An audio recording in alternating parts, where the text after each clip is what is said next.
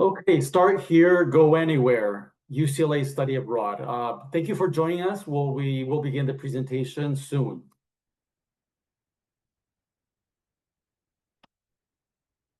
Okay, welcome. My name is Danilo Bonilla. I'm one of the advisors here at the International Education Office in Murphy Hall. We want to extend a warm welcome to you all. Basically, today we're going to be focusing on one of our programs, UCEAP, the University of California Education Abroad Program. And I will do the first part of the presentation. Like I mentioned, I'm one of the international program advisors. And then my colleague, Evan Brown, he's the study abroad intake advisor. He will take over the second half of the presentation. So welcome, everybody. Let's move on. So the International Education Office is a one-stop shop for all study abroad programs. We advise for UCEAP, UCLA Summer Travel Study, UCLA Summer Global Internship Programs, and we have many coordinators and advisors that you can speak with. We operate Monday through Friday from 8 in the morning to 5 p.m. Those are our working hours, basically. And we do have drop-in advising daily. We can also connect you with past returnee students and past alumni of the program. So that's very exciting. If you do have any questions, please go to our message center or you can also send us an email. And that information the email is on the screen that you see there, info@ieo.ucla.edu. Or simply, if you have your cell phones, take them out and take a photo of the QR code that you see there. And that connects you directly with one of the advisors or coordinators here at the Education Abroad Program in Murphy Hall. Okay, moving right along, like I mentioned today, we are going to focus on UCEAP, which stands for the University of California Education Abroad Program.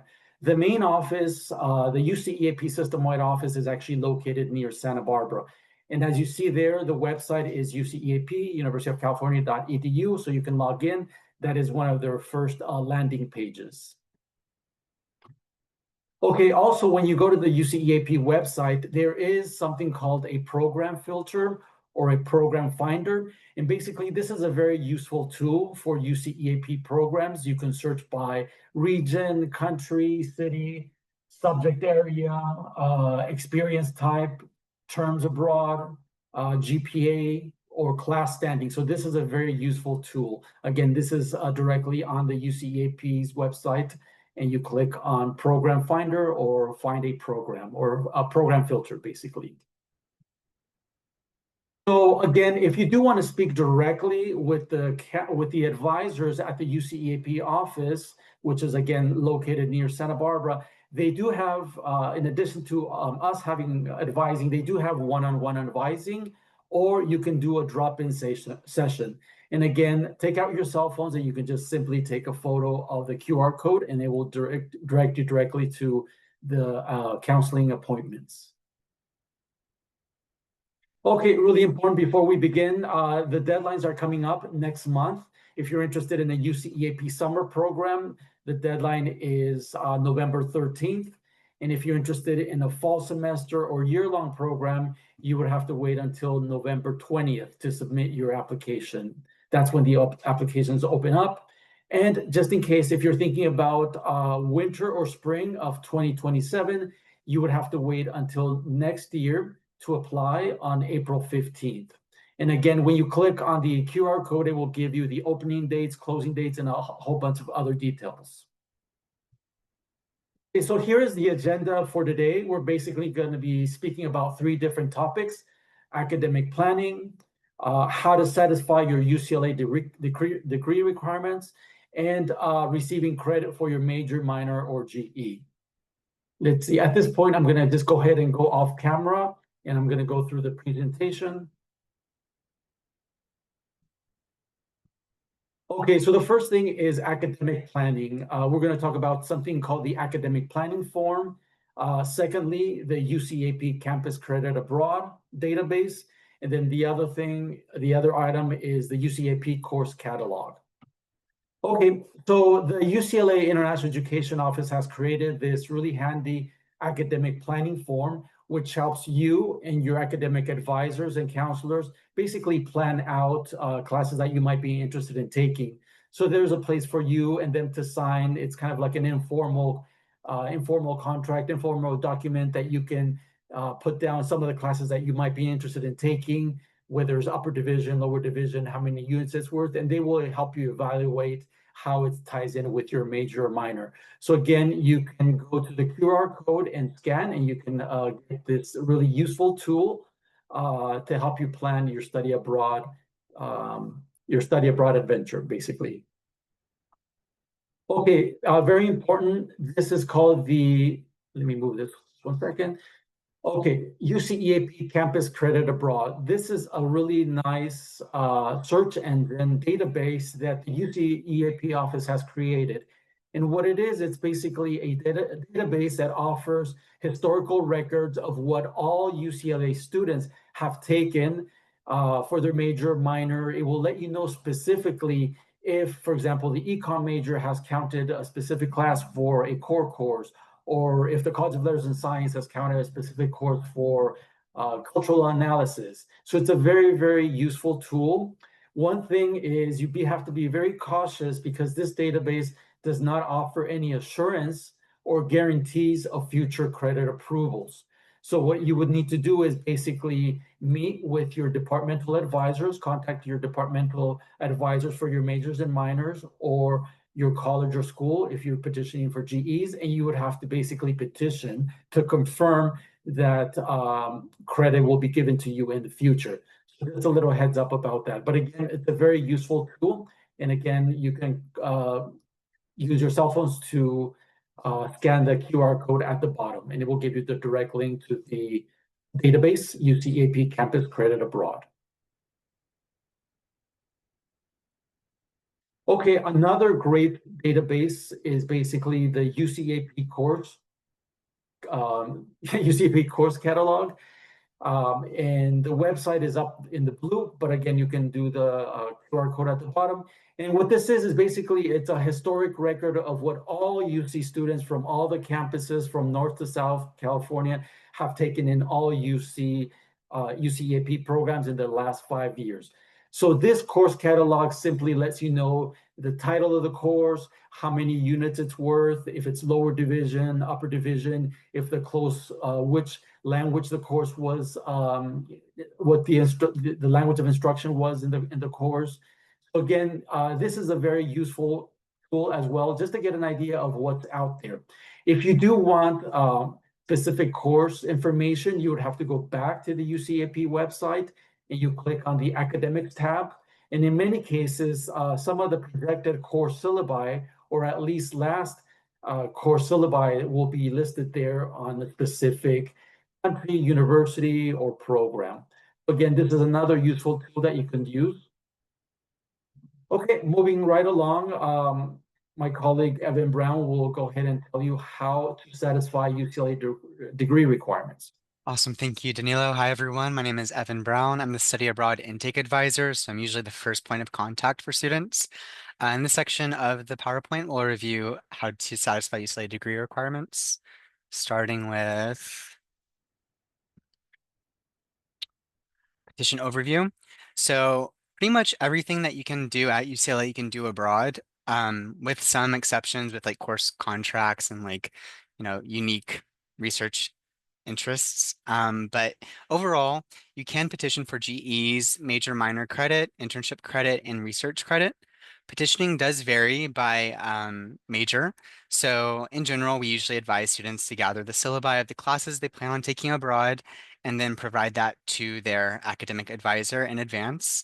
You're not required to petition before you go abroad, but it is highly encouraged. That way you know going into the program that you're getting credit for what you intend to get credit for. There are unique policies and restrictions, again, by major. And I'll discuss some resources in the following slides, how you can learn more about that, but just something to be cognizant of. Yeah. So For major minor requirements, you'll need to meet with your major advisor.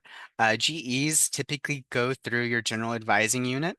So if you're part of like AAP, athletics, honors, CAC, you go straight to CAC.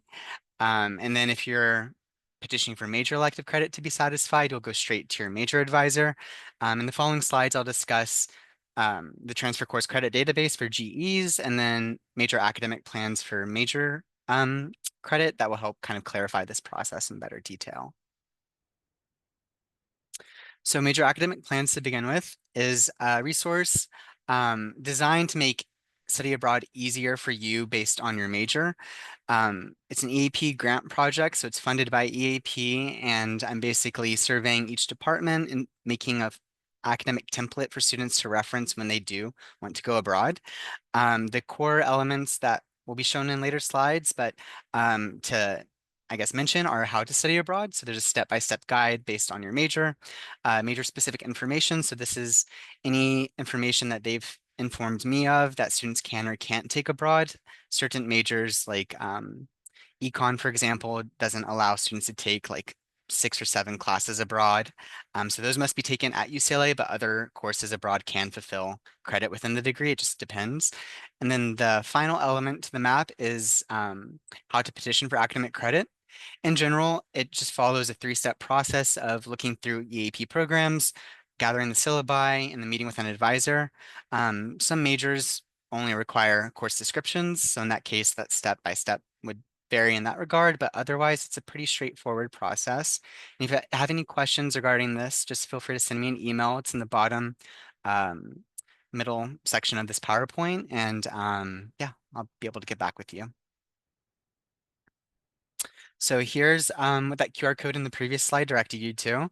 So once you go to our page, you'll want to select the College of Letters and Sciences, and then that will redirect you to each of the divisions that majors are categorized within the college. Unfortunately, I haven't had time to, you know, build other majors outside of the College of Letters and Sciences, but this is at this point in the process where we're at. So you'll select College of Letters and Sciences, select the major. So in this diagram, we're selecting psychology, and that will take you to um, the next slide.